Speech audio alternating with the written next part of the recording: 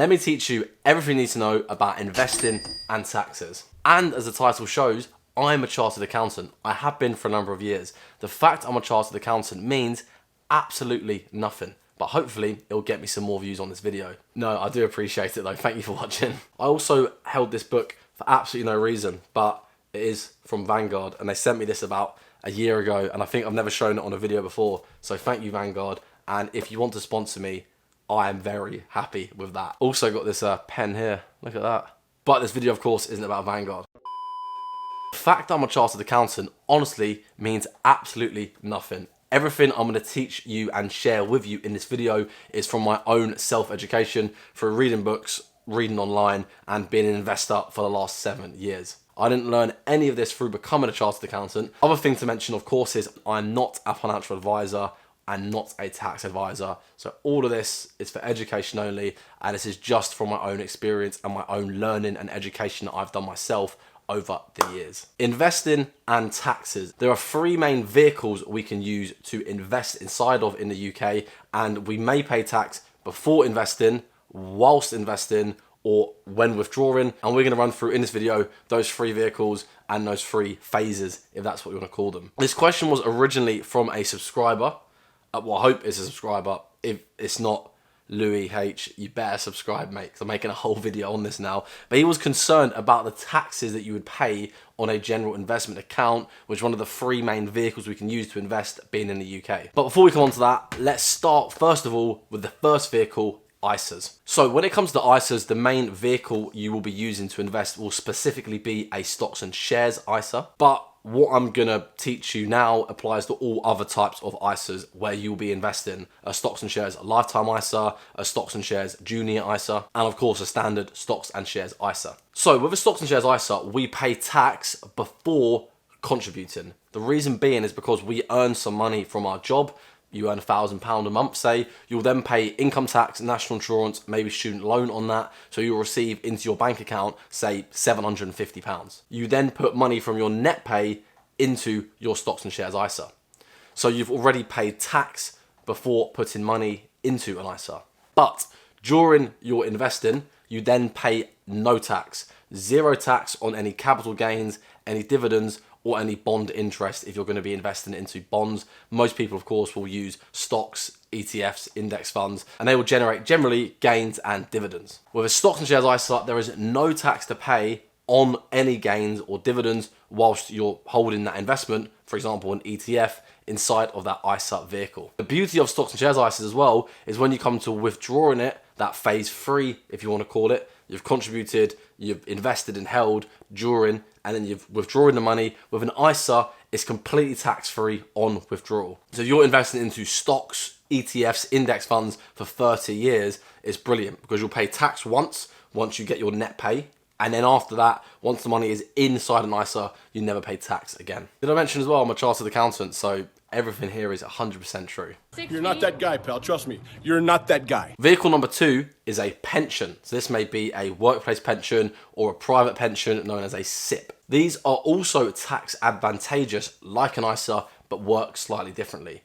On the way in, you don't pay tax. So when you contribute to a pension, you actually contribute out of your gross pay and you get what is called tax relief. You essentially avoid paying tax on that pension contribution, and money will go from your salary into your pension gross of tax. So you haven't paid tax on that money yet. So investing into a pension is literally the easiest way to legally avoid tax in the UK. Of course though, death and taxes are always certain. So we'll get tax at some point, we'll come back to that. So with a workplace pension, you generally get that tax relief automatically because your employer will put that money straight into your pension for you. Of course, I've made loads of videos on pensions before. Just make sure that money is actually being invested. Make sure you have access to your pension. Make sure you know what fees you're paying. But that money will go into your pension. If you're self-employed, a sole trader, a director of a limited company, then you will get that tax relief, but you're likely to claim it back through your self-assessment that you'll do each year. But the bottom line is, on the way in, with a pension, we avoid tax. There's no tax to pay.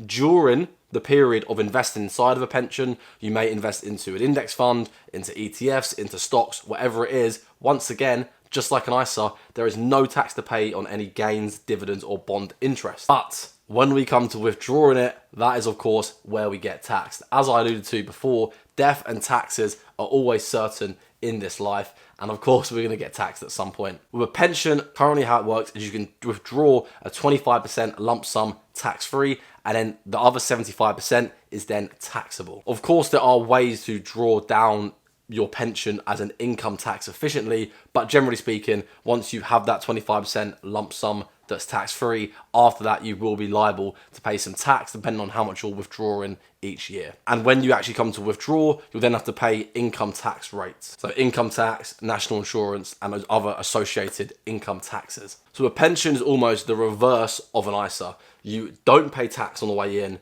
we avoid tax. It's then the same whilst you invest inside of a pension, there's no tax to pay, but then when you come to withdraw, we may or most likely will be liable to pay some sort of tax. A pension note is very lucrative, particularly if you're a higher rate earner or an additional rate earner, because you can get tax relief of 40-45%, and then have so much more money compounding over the years. As well, if you're getting an employer matched workplace pension, you're literally getting double the amount of money that's going inside of your pension every single month, and that's double the money compounding over 10, 20, 30, 40 years over the decades. It's worth quickly saying that, of course, ISA, pension, all these rules, all tax rates are subject to change. So yeah, just something to be aware of. But how I'm explaining taxes right now is how they apply as of 17th of August 2024. Let me interrupt this video for 1 second.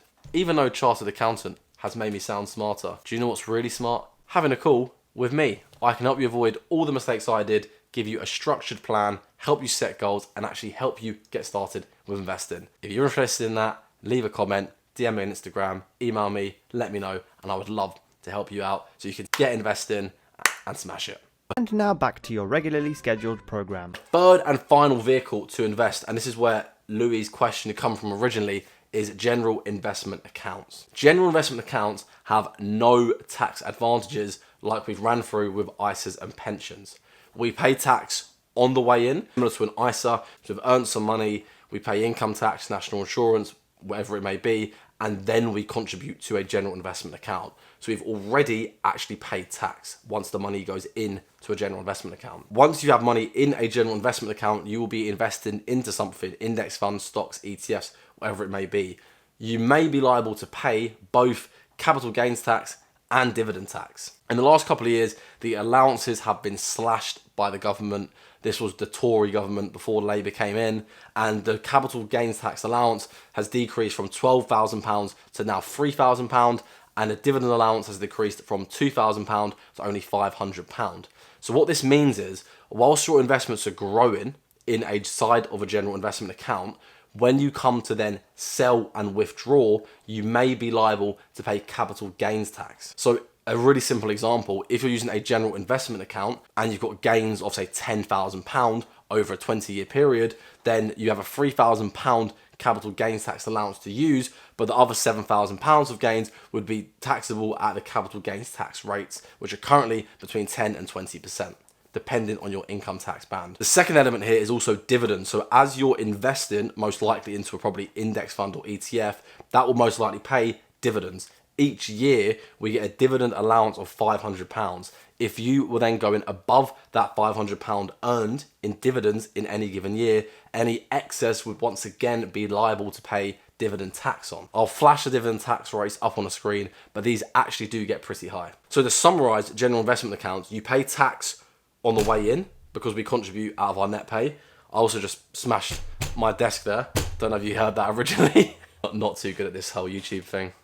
I'm better on Instagram, and that's why you should go and follow me. So right now, or after this video, finish watching it, need the view time, go onto the Instagram and drop me a follow. Thank you very much. So we pay tax on the way in, then whilst you're investing, you may be liable to pay dividend tax. It depends on how much you're earning in dividends, and you may be liable to pay capital gains tax. It depends if you're going to be selling, because when you sell, that is when you may be liable to pay capital gains tax. And then when it comes to withdrawing down the line at the end of your life, or whenever you want to access the money, once again, you may be liable to pay a capital gains tax depending on how large your gains are. And ultimately, this is why it is much, much better to use ISAs or pensions if possible, because both of them Once the money's inside, you don't pay any tax on gains and dividends. And they also just have big tax advantages, with ISAs being we never pay tax again, even when withdrawing, and with pensions, we avoid tax on the way in, so we have more money compounding over the decades. However, crypto, and with crypto at the moment, we can only invest into crypto inside general investment accounts. We can't currently invest into crypto inside of pensions or ISAs. You can invest indirectly in crypto, in Coinbase, for example, in a crypto mining company, in Michael Saylor's company, which I've forgotten the name of, MicroStrategy, who own like tens of thousands of Bitcoins, maybe even more than that. So you can invest indirectly into crypto inside of ISAs and pensions. If you want to invest directly into crypto, which is what I do, then you have to do that inside of a general investment account. What to be aware here is, of course, once again, going back to those 3 phases, we pay tax for contributing because we contribute to a general investment account out of our net pay. Whilst you then invest into crypto, crypto doesn't, of course, really offer cash flow. You don't really get dividends unless you're staking it, but that's a different topic. But you don't, if you just invest into Bitcoin, for example, you won't be earning dividends, so dividend tax won't matter. But there may be capital gains tax to pay when you come to sell. So depending on when you're selling during or when you come to withdraw at the end, there may be capital gains tax to pay depending on how much your Bitcoin, in this example, has grown by. Of course, you can use that allowance, the £3,000 capital gains tax allowance, but crypto, although it is very volatile, the gains can be pretty spectacular, as can the losses, I have to say. But the gains can be pretty mad, so you may actually have a massive capital gains tax bill, which is why the advice I would say is just try and track all your transactions pretty religiously so you know what your sort of cost base is. So if you did come to sell it at some point, then you know how much tax you may be liable to pay. And that is everything you need to know about investing and taxes. I hope that's been helpful. So we've got ISAs, pensions, and general investment accounts, the 3 vehicles we can use to invest. Where possible, as I mentioned, focus on ISAs and pensions because they have big tax advantages. And the second thing to be aware of is those 3 phases: before investing, during investing, and then withdrawing. And each vehicle operates slightly differently, but hopefully in this video now you know where you're going to pay tax and at what points. That wraps it up. If anyone else has any questions about this or any other topics, let me know in the comments below. You never know, I may even make another whole YouTube video on it. I hope it's been a useful piece of content. Thank you for watching. If you enjoyed it, drop a like. My socials are all in the description if you want to follow me on other platforms, and I'll see you in the next video.